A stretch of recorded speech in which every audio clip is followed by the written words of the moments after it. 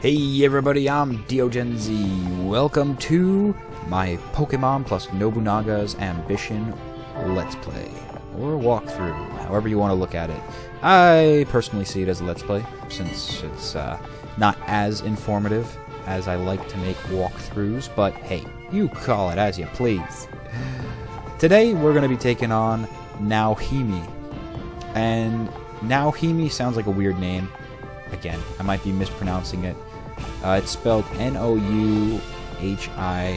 And for any of my Japanese listeners or viewers, which I know I have a few, which is really happiness is for me, and I'll tell you why in a moment, but tell me if I am pronouncing that right. Nauhime? Or Nauhime? Nauhime. I know it's Jaime. Nauhime. I don't even know. All I know is that we need to rearrange our team a bit before we head out there. And then we can capture ourselves a ghostly nation. It's very nice how the first part of the game makes it so that only chunks of the Ransei region are available to you at a time. And yeah, that sounds like, why would you want that, Dio? Don't you want access to all the nations at once? Kinda yes, kinda no. You don't, really. Honestly, you don't. The more regions there are, or the more nations there are, sorry. I'm so not used to calling these places nations that they look like more of towns than anything to me. The more that there are, though, the more that you have the potential to be invaded by one of them. So, it's not a great thing to have them all accessible at once, because they're all out there, and your strength is what it is. If you don't have enough to stop the conquering forces, you're not going to keep much terrain. Nauhime, the ghost witch. Maybe she doesn't look so witchly right now. She looks more like a sorceress, or something of that nature. Maybe a mage. But when she evolves, which is very funny, I like how the trainers in this game, the Bushao warriors themselves, can actually evolve. That's how we got our cooler looking helmet. And when she evolves, she gains a witch hat. Alright, we've got some formidable foes. Some laughable foes. Let's get this battle started!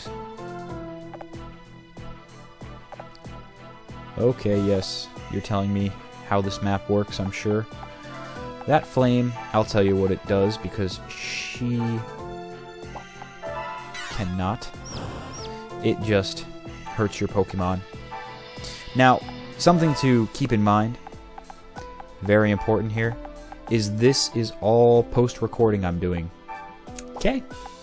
Yeah, I am a different person than I was when I played this game. And I know that sounds strange, but it's just a matter of how I need to capture effectively on the way that I do. But the problem with it is, you learn things after the fact. And I guess it's not so much of a problem because I get to tell you ahead of time before you run into these impediments, but it's annoying because I know exactly what the fire does now, but in the video, just walk right into it. Sure, why not? What's the worst that could happen? Confusion. That's actually not the worst that could happen. That's actually the best thing that can happen. So I am damn lucky in this past situation here that I did not get burned or frozen. Well, freezing wouldn't be too bad, but I wouldn't be able to move that much. Or poison. Burn and poison are really lethal combinations in this game.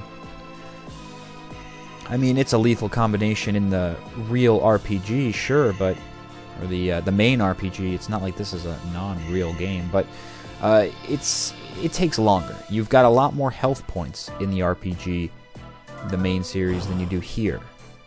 Here you've got 100 or so points. You know, if you've got a really beefy Pokemon, maybe 200 something hit points. But every turn, you whittle away, not to mention that your opponents will be striking at every opportunity they can obtain. It's not a good combination. So what I was saying before, I never finished that point of why I think it's so cool that I have viewers in Japan, is because for so long I've been immersed in Japanese culture, and I've lived in Jersey, so you know it's not a likely area you would first think to be all up in the Japanese scene. But I was, and believe it or not, the 7-Elevens, the convenience stores, which if you are a Kevin Smith fan, you know convenience stores in Jersey, they go hand in hand. They always had anime magazines. And from there on out, you know, I was hooked. I mean, really, from Pokemon, I was hooked. And then it was just a matter of finding out that there is more animation of this kind of style than just Pokemon. That's really where it got rolling.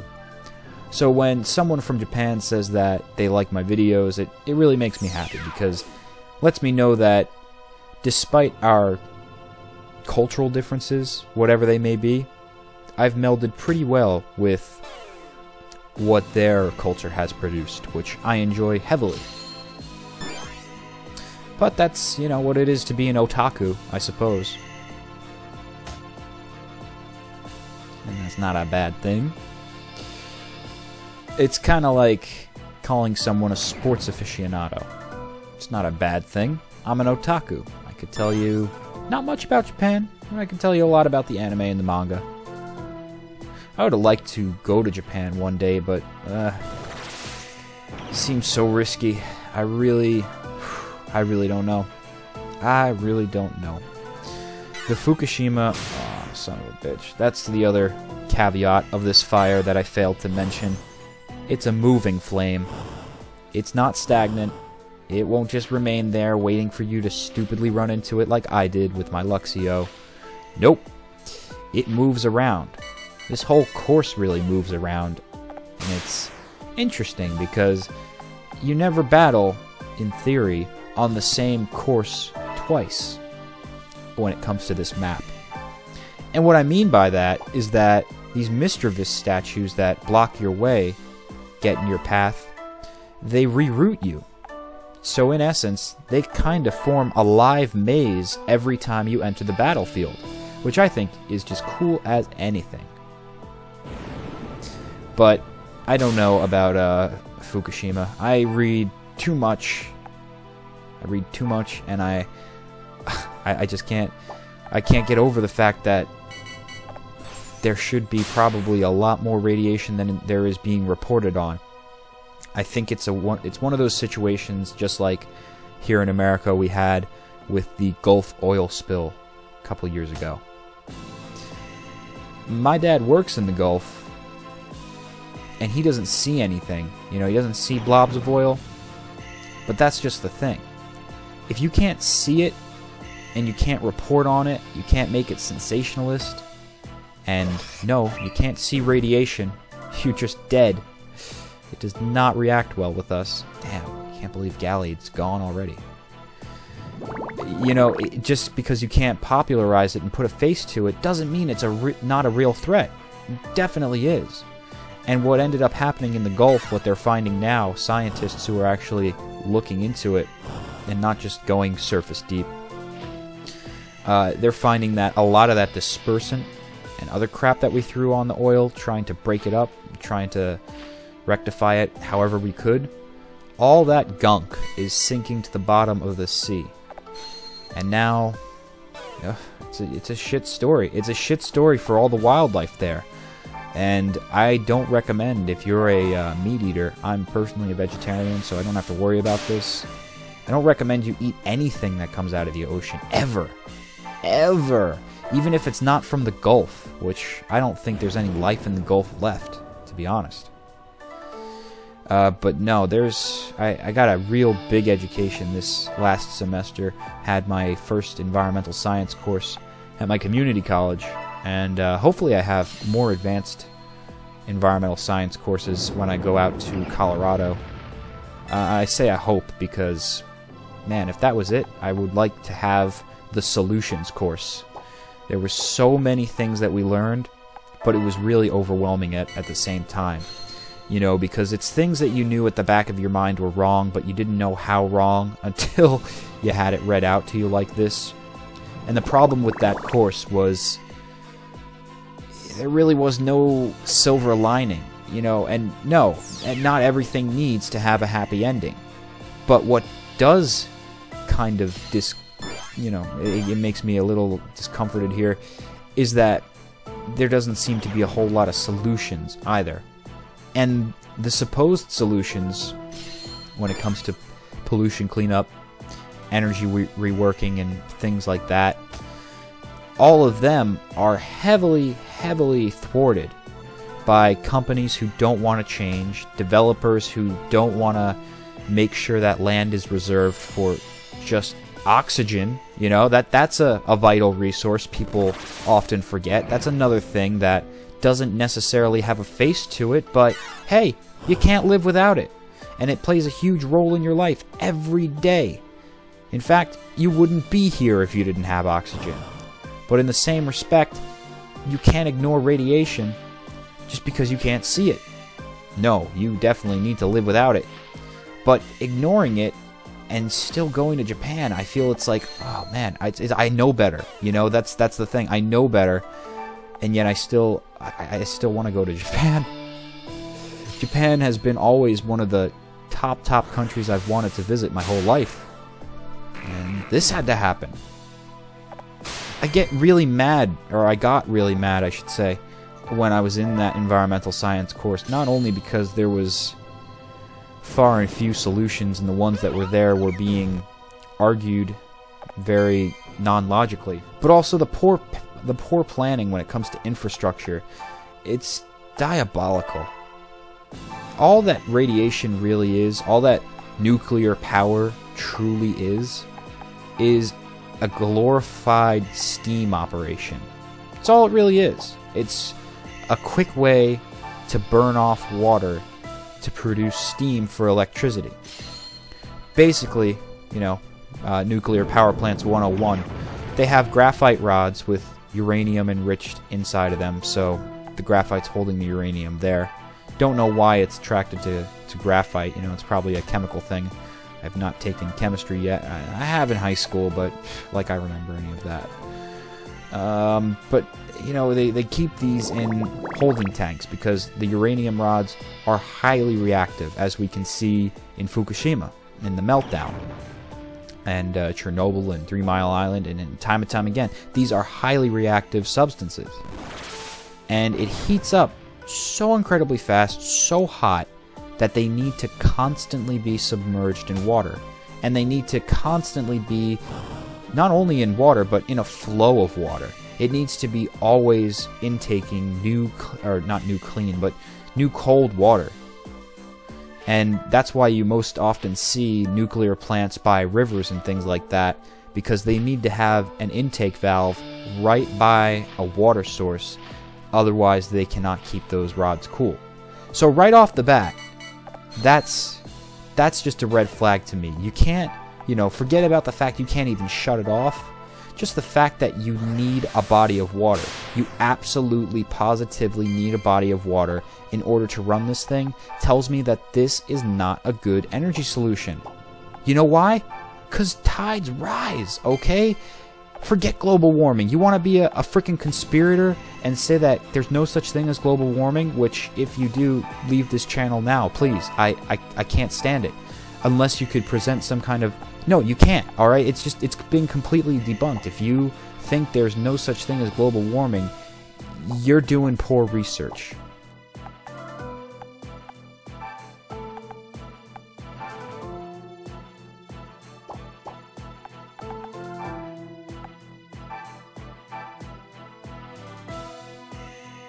For all intents and purposes, let's just say there's not. We know for a fact, thanks to the fossil record, and thanks to a paleontologist digging into the dirt and seeing layers and layers upon layers of what was here before us, we know that the Earth goes through natural heating and cooling processes, and that when it heats up, those glaciers melt. Where's that water going? But in the ocean. And the entire ocean rises, not just one little segment. It's not like a weird Minecraft glitch where you have water higher than other bodies. No, it's all unanimously raising together. And you want to have this highly reactive, only feasible energy source if it's by a stream. You want to have that going. You want to have that in an area that you have no control over. You have no control over it. Forget how many fail-safes you put into place. You have no control over the ocean. That's it. Argument over. You can't control the ocean. Why would you ever build something that's so volatile that only works under certain stipulations, and of those stipulations, you cannot control the factors. You cannot pump enough water it takes fast enough to keep those rods cooled down. That's how ridiculously reactive these things are. They're intense, and they stay active for millions of years. You know, I say active, but I mean radioactive when I'm saying active. They do have a lifespan on them. I'm not entirely sure what that is. But even then, the rods are simply put in a holding tank next to the plant, right next to it. Okay, so it's right in the same flood frickin' plane that the plant itself is in. That's all they do. They just pretty much warehouse it, fill it with concrete, fill it with water, and hope nobody finds it, because that's instant dead sauce. Oh, can I not get both Scolipede and Lampent in this one shot? Oh, come on. Oh no! I can't believe I just did that. What an idiot I am. I had a clear shot at Scolipede up one more square, and Celio wouldn't have been harmed. Oh, what a fool I was. But what a fool the people who frickin' built nuclear reactors were. What fools. You assholes.